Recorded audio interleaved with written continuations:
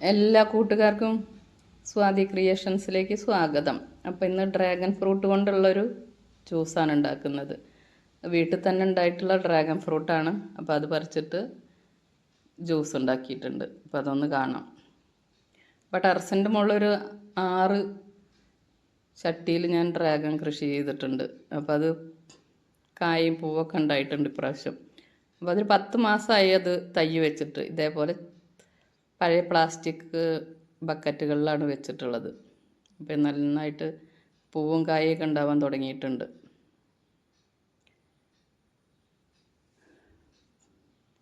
പിന്നെ ഇതേപോലത്തെ പരന്ന പാത്രങ്ങളുണ്ടെങ്കിൽ അതിൽ വെച്ച് കൊടുത്താലും മതി. പിന്നെ അതിന് കയറി പോകാനായിട്ടൊരു PVC പൈപ്പും അതിൻ്റെ മുകളിലൊരു നെറ്റ്, പച്ച നെറ്റ് കെട്ടിയിട്ടുണ്ട്. അതിൻ്റെ മുകളിൽ കൂടെയാണ് അത് പടർന്നു പോകുന്നത്.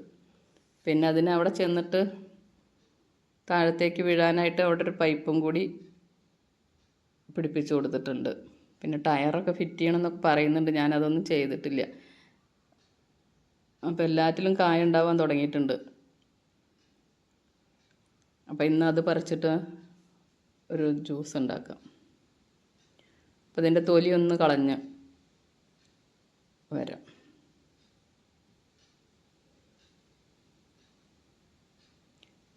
അപ്പോൾ ഈ പഴത്തിൽ ധാരാളം ആൻറ്റി ഓക്സിഡൻറ്റുകൾ അടങ്ങിയ ഒരു പഴമാണ്. അതുപോലെ തന്നെ അയൺ കണ്ടൻറ്റ്, വിറ്റാമിൻ C, പ്രതിരോധശേഷി കൂട്ടാനുള്ള എല്ലാ ജീവകങ്ങളും ഇതിലടങ്ങിയിട്ടുണ്ട്. അപ്പോൾ നല്ലൊരു ഫ്രൂട്ടാണ് ഈ ഡ്രാഗൺ ഫ്രൂട്ട്. പുറത്തത് കിട്ടുന്നുണ്ട് കടകളിലൊക്കെ, പക്ഷെ അത്ര മധുരമല്ലേ ഈ പഴത്തിന്. വീട്ടിലുണ്ടായ ഈ പഴത്തിന് നല്ല മധുരമാണ്. പുറത്തുനിന്ന് വാങ്ങിയ കഴിക്കുന്ന പഴത്തിന് അത്ര മധുരം കാണുന്നില്ല. പിന്നെ നല്ല വിലയുണ്ട് അതിന്. ഒരു പഴം 60 രൂപ 80 രൂപയൊക്കെ കൊടുക്കണം നമ്മൾ വാങ്ങുമ്പോൾ. അതിലും കൂടുതലുള്ള പഴമുണ്ട്. വെയ്റ്റിനനുസരിച്ചിട്ടാണ് ഇതിൻ്റെ വില.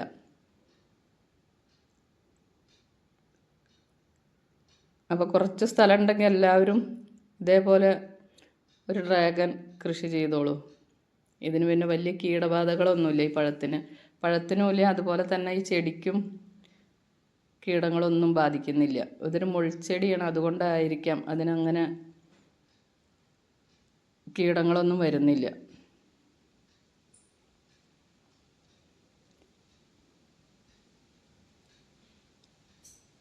അപ്പോൾ അതിന് മുന്നേ വീഡിയോ സബ്സ്ക്രൈബ് ചെയ്യാതെ കാണുന്ന കൂട്ടുകാരാണെങ്കിൽ ഒന്ന് സബ്സ്ക്രൈബ് ചെയ്ത് കമൻറ്റ് ചെയ്ത് ലൈക്ക് ചെയ്യാൻ മറക്കരുതേ.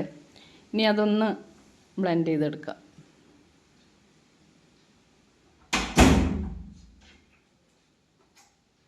ഇനി ഞാനൊരു 2 സ്പൂണ് മിൽക്ക് മെയ്ഡാണ് ഒഴിക്കുന്നത്.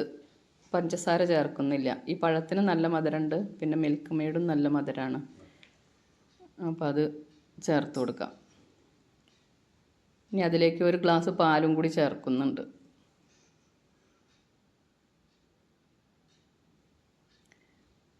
ഇതൊന്ന് ബ്ലെൻഡ് ചെയ്തെടുക്കാം.